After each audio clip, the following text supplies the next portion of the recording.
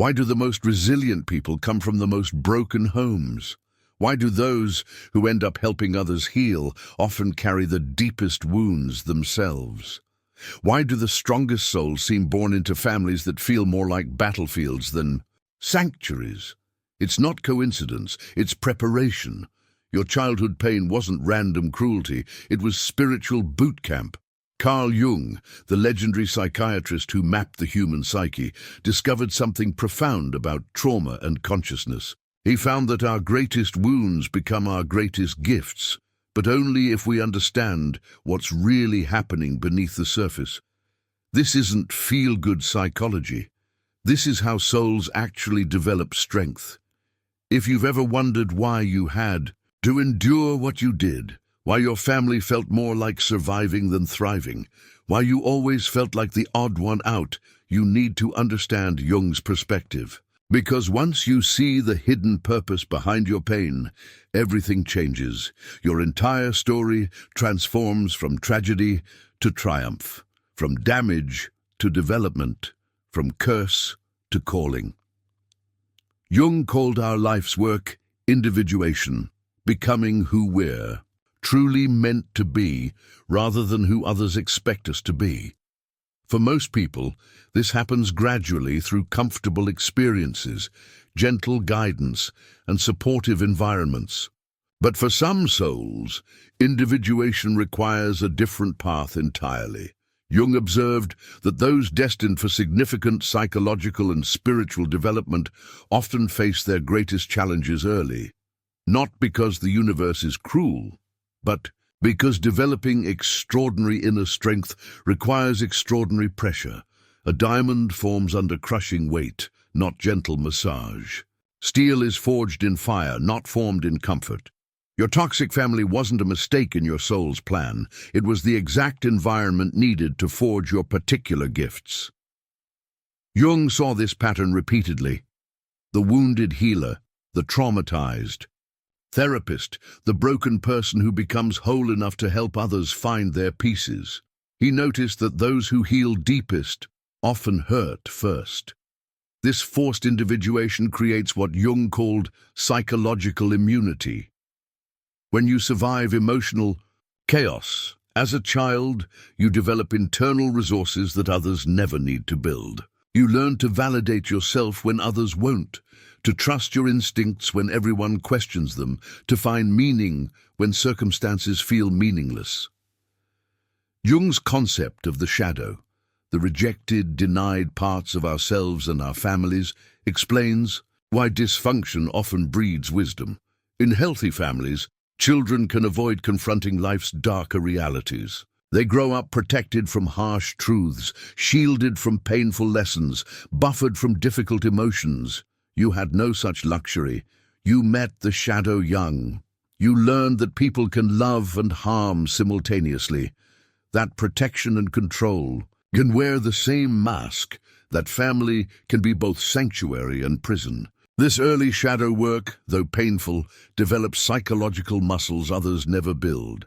The shadow taught you that appearances deceive, that people aren't always what they seem, that words and actions don't always align. You learned to read between lines, to sense what wasn't being said, to feel the energy behind the words. These skills, born from necessity, become superpowers in adulthood. Jung believed shadow integration was essential for wholeness. Most people spend decades in therapy learning what you absorbed through direct experience, that humans are complex, that love has conditions, that safety must sometimes be created rather than inherited. Your childhood gave you a PhD in human psychology before you could even spell psychology. Every dysfunctional family system needs a scapegoat, someone to carry the family's disowned shame, anger, and pain. This role feels cursed, but Jung understood that scapegoats, though wounded, often become the most psychologically aware family members. As the scapegoat, you learn to see systems clearly because you stood outside them. You developed empathy because you knew suffering intimately. You cultivated inner resources because external support was unreliable. You questioned everything because accepting the family narrative meant accepting that you were fundamentally flawed. This outsider position, though lonely, grants extraordinary perspective. You can see dysfunction others normalize, feel pain others deny, and recognize patterns others perpetuate unconsciously. You became the family's unwitting truth-teller, the one who couldn't pretend everything was fine when it wasn't. The scapegoat role also teaches you something crucial: how to survive rejection. When your own family can't accept you, you learn that external validation, though nice, isn't necessary for survival. This hard-won independence becomes unshakable self-reliance. Jung noticed that spiritual awakening often follows psychological crisis, when external structures fail to provide, meaning security or love. Consciousness turns inward, seeking what's missing. Your family's failure to nurture your soul forced you to find another source of sustenance. This spiritual seeking wasn't weakness, it was wisdom. Children from stable families might never question their inherited beliefs or values. They might never feel compelled to look beyond surface appearances or develop direct spiritual experience. Your pain drove you toward truth in ways comfort never could. The spiritual search born from family trauma often leads to profound insights. When human love feels conditional, you seek unconditional love. When earthly security proves unreliable, you seek eternal security. When family relationships feel transactional, you seek authentic connection. Jung called this process the transcendent function, the psyche's ability to bridge opposites and find meaning in suffering.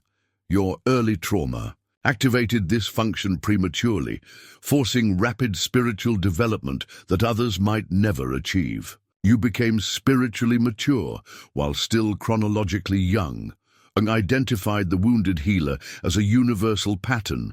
Those who suffer deeply often develop exceptional capacity to help others heal. This isn't because suffering automatically creates wisdom, but because some souls use suffering as raw material for transformation. Your wounds taught you things no textbook could: how it feels to be misunderstood, what it's like when love comes with conditions, how to survive when your foundation crumbles. These experiences, though painful, created deep wells of empathy and understanding that become your greatest professional and personal assets. The wounded healer must first heal themselves, but their healing includes rather than erases their wounds. They learn to transform pain into compassion, trauma into wisdom, isolation into connection.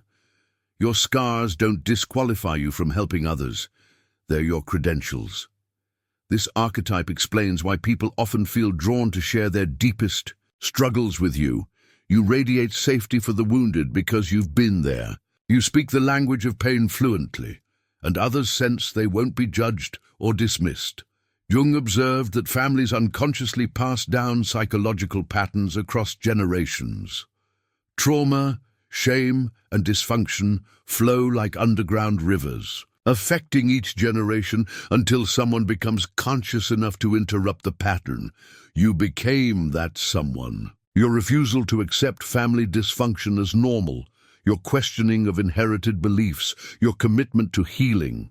These represent evolutionary leaps in your family line. You're not just healing yourself, you're healing your lineage. This work is demanding because you're carrying not just your own pain, but generations of unprocessed trauma. Jung called this the family shadow, the accumulated darkness that someone must finally bring into consciousness. The family system chose you, often the most sensitive member, to be the one who feels it all. Breaking generational patterns requires incredible courage.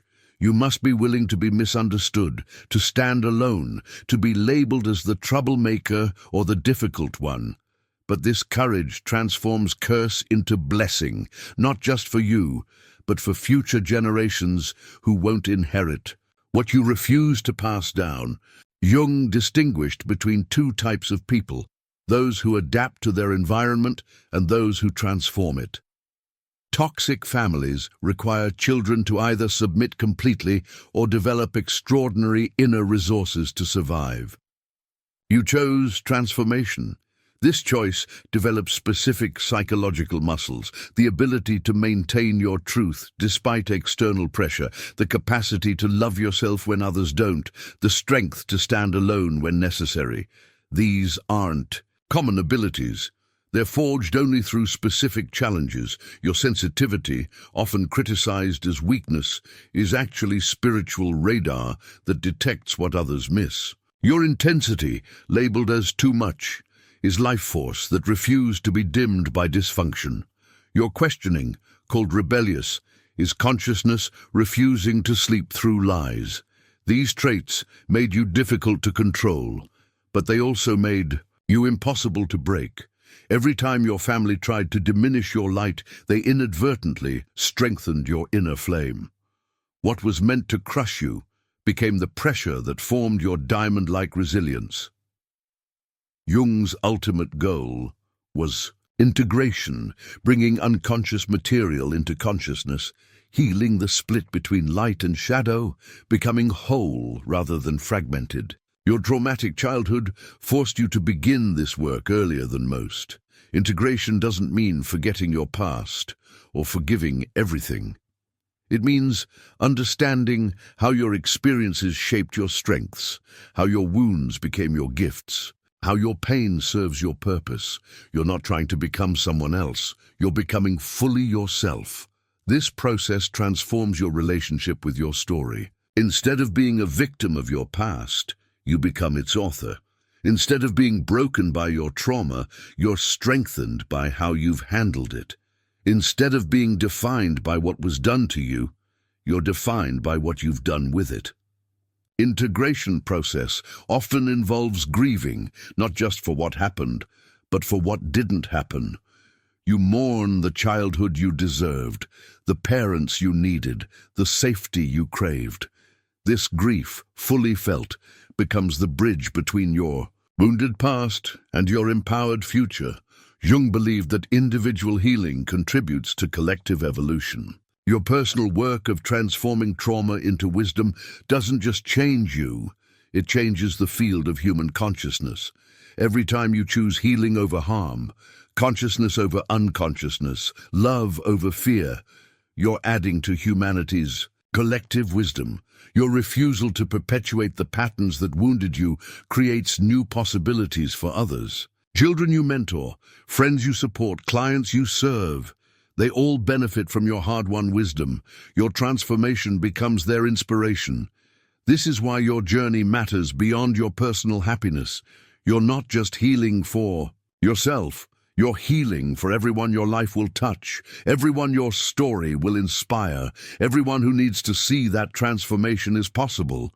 Your strong soul wasn't born into dysfunction by accident. It was born there by design, your soul's design, to transform poison into medicine, wounds into wisdom, and trauma into the very strength others need to heal. That's not just psychology. That's spiritual evolution in action.